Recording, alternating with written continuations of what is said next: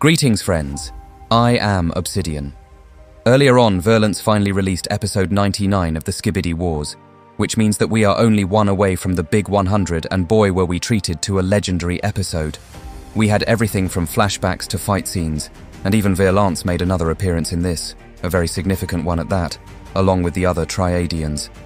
But before we get into this, make sure you subscribe to me so you don't miss any future analysis and theory videos from me. And make sure you like this video as it will help me. Let us begin. The episode starts from where we left off in the last episode, where we see Titan TV Man's head hypnotizing the Tri-Titan. But as he is doing so, the Tri-Titan is giving a signal to the other two Tridians, or this could be some sort of near-death emergency system.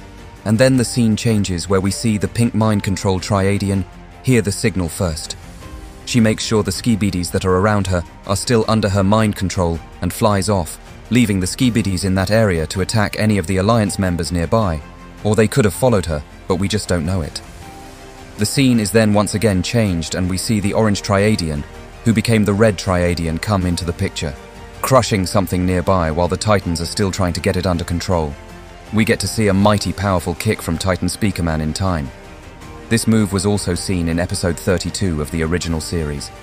He does this in time before the red Triadian hears the calling from the Tri-Titan and suddenly buries itself underground, just like how the Titan Drillman does in the SKIBIDI multiverse by Dom Studio. The scene changes back to where we currently are, with Titan TV Man's head still hypnotizing the Tri-Titan, who is now hitting himself in the side of the head, which reminds me of the scene from the original series from episode 67 part 3, where Titan Speakerman tries to stop Titan Cameraman from killing himself, but the scientist SKIBIDI toilet turns to the purple light, making him hit himself. And just like the scientist toilet from the main series, Titan TV Man also switches to the purple light, and he has got the Tri-Titan under control when we see Titan Computerman say "hold it right there" and flies over to the Tri-Titan and brings out a device which he puts into the core of the Tri-Titan and says, "I will access the mind control unit through its core." As Titan Computerman puts the device into the Tri-Titan, we see the screen say "re-stabilizing," which means that the Alliance is working on getting the Tri-Titan back on their side. The scene changes, and we see Verlance and a scientist cameraman looking at the scene in anger, both nodding at each other so they can do something with what is happening before them. Before I continue, this particular scientist cameraman is the same scientist cameraman from the start of episode 94 that looked into the classified folder that Verlance probably left to him, and we know this because Verlance was watching him in that episode, specifically him. As if this scientist cameraman is Verlance's version of Lucky Cameraman from the original series, that is, assisting the secret agent. We see that his camera lens has changed to purple, so obviously Verlance has influenced this cameraman somehow. Suddenly, the other Alliance members nearby are ambushed by the scientist cameraman and Verlance. Notably, one of the Tri-Soldiers try to attack, but he gets lasered by Verlance, and then the scene changes back once again to Titan Computerman, who now has 45% on his screen and says the words, "getting close." This is when the scientist cameraman goes towards the computermen and lasers the large computerman, knocking him to the ground and making the main computerman turn around. The main computerman looks straight at him and says, "You, I remember you." But he is probably thinking about one of the scientist cameramen he told off in episode 96, because the scientist cameraman seems like he genuinely does not know who he is and is not interested in chit-chat, and begins firing at the main computer man, but he stops the hit with his swords. But as that is going on, Verlance has noticed the Tri-TV woman nearby and goes over to her, her gun pointing at him, but she soon puts it down due to his mind control antics, and he grabs her head. He tried doing this in the last episodes or so, but it seems like he didn't really get the chance, but now showed her the whole truth. The scene promptly changes, and we are shown a flashback to 9 months ago, where we see the headquarters of where the Alliance works, along with all the scientists. We see her when she was just a TV woman and camera woman as they walk to an elevator and see the Speakerman scientist, who they get into the elevator with. And as soon as the elevator stops, they all get out and are in an experiment room with the Tri-Titan, who is tied up to be experimented on. TV woman's expression is a confused one as she enters the room, which means that she's never known about this Tri-Titan before, and the scene changes to a speaker appearing and Titan Speakerman grabbing the speaker and putting it onto the Tri-Titan's arm, which is met with animosity from him. Titan Speakerman begins to scream at the Tri-Titan, But the scene changes once again to show us the scientist speakerman, camera woman and TV woman. The scientist speakerman presses a button, and a pad with a number of buttons comes up, where he presses something and a laser comes out as it begins to blast the chest of the Tri-Titan. This is clearly a torturous experiment against the Tri-Titan in order to try to stabilize it, which makes TV woman upset at the scene as both the scientist speakerman and camera woman walk off, leaving TV woman alone with the Tri-Titan. TV woman walks forward when camera woman has left and stops the button, making the laser turn off so that the Tri-Titan isn't in pain. The Tri-Titan looks down at her as TV woman looks around and at the Tri-Titan, before she leaves the experimental facility but is met outside by the large TV man, a large speaker, man and a large cameraman with the computer man scientist, who begins to talk to TV woman and tells her that the administrators have proposed an offer exclusively for you, and if you would be so kind, please follow me. The scene changes once again, and we see TV woman get taken into a room where she is held down and told by the scientist computerman this is a new experimental procedure using recently captured samples from the Triadian, which would be the Tri-Titan. On the screen, we can see Operation Tri-Soldiers, who are the soldiers of the Triadians, but also on the screen are 0 successful procedures, 25 unsuccessful procedures, and 36 fatal procedures, which would suggest that 36 others before her perished during the experiments, and she was the lucky one. I do wonder how they could proceed with this when many were dying in the process. Perhaps they were able to get away with it because they wouldn't be questioned. The computer man scientist continues and says, "We will add a few upgrades to your body in order to contain the levels of power that will soon surge through it." We soon see a robot adding stuff onto TV woman in order to start the experiment, and then the computer man scientist pushes a purple button, making the Triadian sample stick into the back of her to pump her with the sample in question, which then shows it coursing through her and gives her screen that Tri-Soldier look, and we are shown a scene in which she and the Tri-Titan are now connected by their minds alone, which means that she's now on the side of the Tri-Titan fully, and she is now a Tri-TV woman, meaning that she is a Tri-Soldier, and as usual the scientist computer man tried to create something better, but he never expected the outcome. This usually happens in other shows. Stranger Things is an example of this. The computer man scientist is dumbfounded and asks, "Wait, did it actually work since none of the previous experiments had?" He continues and says, "I did it. I can't believe I was the one to do it." But the mood turns as the now Tri-Soldier breaks out of her bonds and the computer man scientist asks her, "What are you doing?" As the Tri-Soldier now stands up, staring at them, the computer man scientist shouts, "Hey, stand back, please.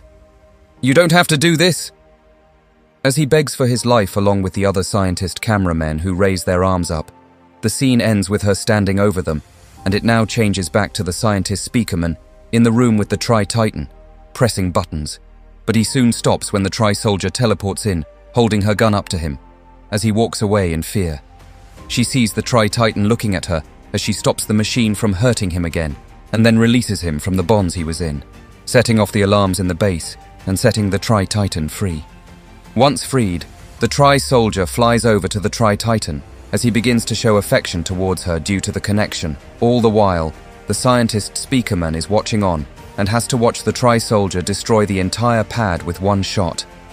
Up above, the roof is opening, and before the Tri-Soldier and the Tri-Titan can escape, a shot is fired towards the Tri-Soldier, where we see her land on the area where the pad was, but we also see Computer Woman and the main Computer Man come into sight during this, with Computer Man landing next to the Tri-Soldier, and he says, "Sorry, but we can't have you running away with our new super weapon." And as he's saying this, the Tri-Titan tries to grab him, but is stopped by Titan Computerman, which now shows that episode 97 wasn't the first time that these two Titans have fought. The scene now shows Computer Woman, and she says, "Interesting. It seems her modifications gave her a form of bond with the Triadian. Maybe we could use this in our favor." But Computer Man turns to her quickly and he says, "No. The administrators told us to wipe her memory. They want to be in full control." Computer Woman looks at him and says back, "Very well." And the scene once again shows. The Tri-Titan try to grab for the Tri-Soldier, but he is unable to. Computer Man walks in front of the Tri-Soldier and tells her, "Nothing personal, we're just following orders." Computer Woman shows us a device in her hand, but her face changes during this, as if she doesn't want to do it. and then says to the Tri-Soldier, "Forgive me," wiping her memory clean. We are back to the present, where the Tri-Soldier is no longer being shown what happened via Violence, and her powers begin to come back to her, as well as her connection with Tri-Titan as she starts to be power up, with Violence and the scientist cameraman watching on from behind as she flies off. Computer Man looks at Violence and asks him, "What did you do?" As Violence looks on, angry at him along with the scientist cameraman. Soon, we go back to Titan Computer Man, who now shows 84% done, but the Tri-Soldier has flown over, with an angry look on her face, and has begun to shoot at the Titan Computer Man, whose screen then shows error, aborting access. The Tri-Soldier flies over to the head of Titan TV Man and begins to attack him, stopping him from keeping the Tri-Titan under his hypnosis. Titan Computer Man looks on, shocked, and says, "We are on the same team." While Titan TV Man's head has gone back to his body with the confused emoticon on his face, which was one of the leaks Violence recently put out for us. The Tri-Soldier gives an angry look to Titan TV Man, but then turns around to look at the Tri-Titan and shows the overcome with joy emotion on her screen since she finally remembered her memories thanks to Violence. The Tri-Titan and the Tri-Soldier begin to reach out to each other so they can feel the bond once more, with Titan Computerman looking on and saying, "This cannot be true." Just as the Tri-Titan and the Tri-Soldier are about to reach each other, we see pink smoke all around, and it shows us the pink mind control Triadian has arrived. The scene goes back to the Tri-Soldier and the Tri-Titan, with the Tri-Soldier showing a happy face on her screen since they're bonding once again, but that comes to an unfortunate stop when the pink Triadian takes her down like a shark going after its prey and eats her, killing her off in the process, and bringing the bond to an unfortunate end and leaving the Tri-Titan incredibly angry and confused. Yeah, so what is it with main characters dying in each of the universes recently? First it was the Drillman, then Plunger Cameraman and my brother, then my Chief Clockman, and now the Tri-TV woman. Anyway, the red Triadian has arrived, but is met with the anger of the Tri-Titan towards the pink mind control Triadian. The scene ends with the Tri-Titan attacking the pink mind control Triadian, which means he is now going against his own kind. I wonder if the Alliance will help Tri-Titan defeat his own kind, and maybe that's how they get Tri-Titan back on their side, but only time will tell. The scene has changed once again, and we are now with the Toilet Emperor, who has just been told by one of his minions, "Good news, sire. I have located the Necromancer," with the scene ending there. What do you think this means, though? Has the Necromancer now gone against the Emperor's toilet and started a league of his own? Since Necromancer is powerful enough, he would be able to. He has G-Man Toilet, Phantom Toilet, Infected Titan Sonarman and the Plague Doctor Toilets, all under his arsenal, whilst the Toilet Emperor only has the Malware Toilet and the rest of the SKIBIDI army. And I feel like Necromancer has the better chance of winning, so it seems like that civil war may happen very soon.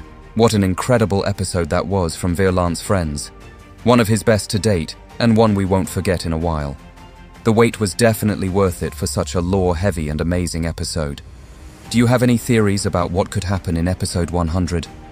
Write them in the comments so I can read them. They are always welcome. Also, I have a Discord. You are welcome to join where you can share your theories and speak to the amazing community I am building. Thank you for watching my video. I was Obsidian, and until next time, my friends,